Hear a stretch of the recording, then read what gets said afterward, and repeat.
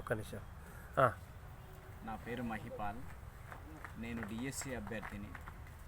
DSC వాయిదా కోసం ఒక నెల రోజుల పాటు మేము ధర్నాలకి కూర్చొని మా యొక్క బాధను, మా యొక్క సిలబస్ యొక్క విధానము మాకు పోస్ట్పోన్ చేయాలనేటటువంటి ఆకాంక్షను మంత్రుల దగ్గరికి, సీఎం దగ్గరికి, తెలంగాణ రాష్ట్రంలో ఉన్నటువంటి వివిధ మీడియా ఛానళ్ళ వద్దకి మా సమస్యను అనేక రకాలుగా తీసుకెళ్ళాం. అయినా కూడా మా సమస్యకు పరిష్కారం ఇప్పటివరకు దొరకలేదు. కాంగ్రెస్ పార్టీకి సంబంధించినటువంటి అధిష్టానం మొత్తం మా యొక్క సమస్యని వివిధ కోణాల్లో ఆలోచించకుండా, పరిష్కరించకుండా మమ్మల్ని అనేక రకాలుగా విద్యార్థులని విభజించి వీరు ప్రతిపక్షాలకు సంబంధించినటువంటి వ్యక్తులుగా పేరు మోపి మమ్మల్ని భయభ్రాంతులకు గురి చేసి మా పైన నిందలు వేసి మాకు ఇప్పటివరకు న్యాయం జరగకుండా వాళ్ళే అడ్డుపడి డిఎస్సి అభ్యర్థులకు తీవ్రమైనటువంటి అన్యాయం చేశారు. ఇప్పటివరకు స్టిల్ రేపు 18వ తారీఖుతోటి మొదలుకొని డిఎస్సి యొక్క పరీక్షలు స్టార్ట్ అవ్వబోతున్నాయి. అయినా కూడా చివరిగా డిఎస్సి అభ్యర్థుల యొక్క మనసు, వాళ్ళ యొక్క బాధ అర్థం చేసుకున్నటువంటి నాయకత్వము రాష్ట్రంలో ఇంకా లేదని చెప్పవచ్చు. సీఎం రేవంత్ రెడ్డి గారు డిఎస్సి అభ్యర్థులను కానీ, గ్రూప్స్ అభ్యర్థులను కానీ, నిరుద్యోగులను కానీ దొండకాయతో పోల్చినటువంటి విధానము మమ్మల్ని చాలా బాధాకరంగా మానసిక క్షోభకు గురి చేసినాయి. సీఎం రేవంత్ రెడ్డి గారు మమ్మల్ని ఏ దొండకాయతో అయితే మీరు పోల్చారో అదే దొండకాయలే ఒకరోజు ఆనాడు మీకు పని చేసి పెడితేనే మీరు ఈరోజు ఆ సీట్లో కూర్చున్నారు.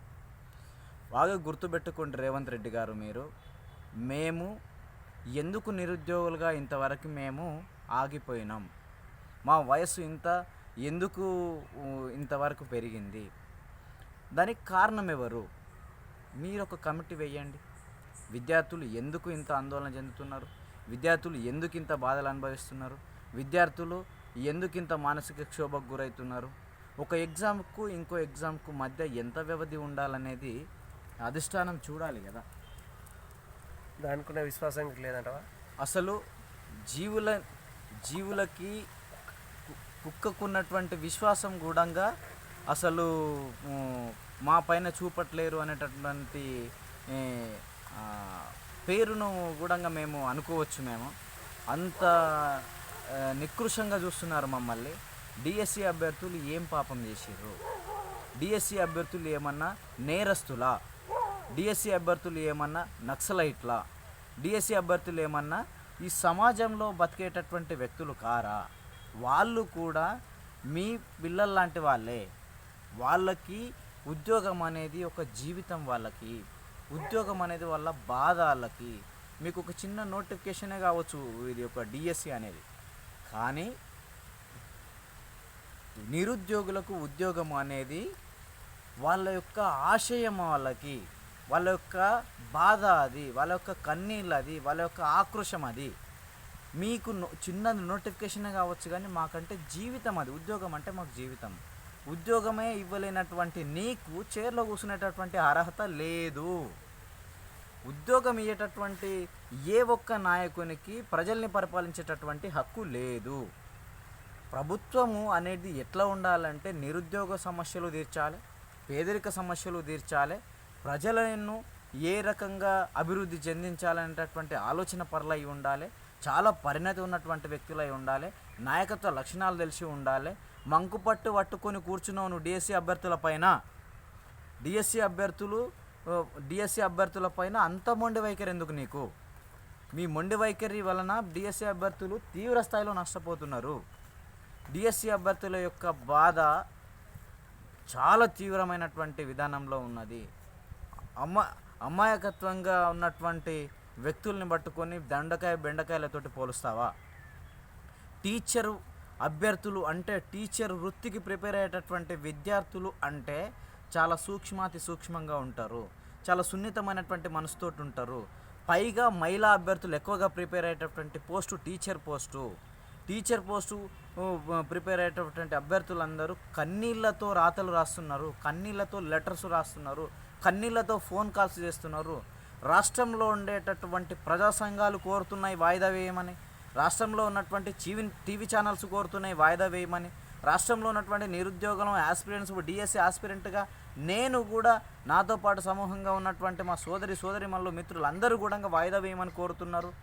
డిఎస్సి అభ్యర్థులకు లేనటువంటి ప్రాబ్లం మీకెందుకు వచ్చింది? డిఎస్సి అభ్యర్థులమే కోరుతున్నాం కదా. డిఎస్సి అభ్యర్థులు కోరుతున్నప్పుడు వాయిదా వేయడానికి మీకు ఏం ప్రాబ్లం అవుతుంది? వాయిదా వేస్తే నష్టం ఏమొచ్చిందో చెప్పండి మీరు. లేదా మేమేమైనా ప్రతిపక్షాల యొక్క కనిపిస్తే మేము టీఆర్ఎస్ బీజేపీ వాళ్ళము అనుకుంటే రా చర్చ పెట్టు, మేమెవరో కనుక్కోవడానికి నీ పవర్ను ఉపయోగించు, మేము నిజమైనటువంటి ఉద్యమం కాదా చూడు, నీకు ఒకవేళ దీంట్లో ఏమైనా మిస్టేక్స్ ఉంటే ఉస్మానియా యూనివర్సిటీ వేదికగా చర్చ పెడదాం. చర్చ పెట్టిన తర్వాత వాటిపైన ఉన్నటువంటి అవకతవకలేంటి, లాభ నష్టాలేంటి, తీవ్ర విషయాలు ఏమన్నా ఉన్నాయా లేవని చర్చ పెడదాం. అధికార పక్షం ఒకవైపు, నిరుద్యోగ పక్షం ఒకవైపు ఉంటుంది. మీరు ఒకసారి చర్చ నిర్వహించండి, మేధావర్గంతో చర్చ నిర్వహించండి.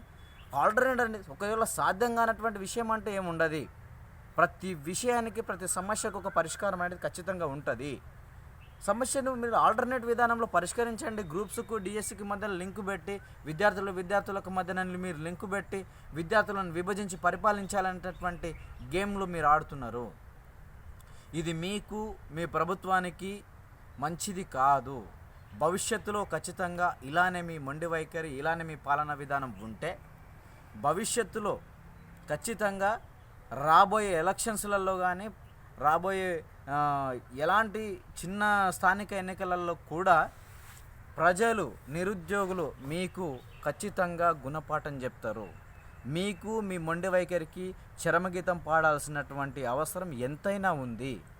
డిఎస్సి అభ్యర్థిగా కోరుకుంటున్నా, దయచేసి ఈ అర్ధరాత్రి లోపు ప్లీజ్ అధికార పక్షానికి నేను చేతులెత్తి చెప్తున్నా, దయచేసి ఈ రాత్రి లోపు డిఎస్సి అభ్యర్థులకు తీపి కబురు ఇచ్చి వాయిదా అనేటటువంటి మాటను ఇచ్చి డిఎస్సి అభ్యర్థులకు న్యాయం చేయాలని చెప్పేసి ఈ ఉస్మానియా యూనివర్సిటీ వేదికగా నేను విన్నవించుకుంటున్నాను. అందులో ఇప్పుడు కొంతమంది డిఎస్సి విద్యార్థులు ఏమంటారు అంటే, మేము మళ్ళీ రీపే చేయడానికి సిద్ధం ఫీజు అని అంటారు.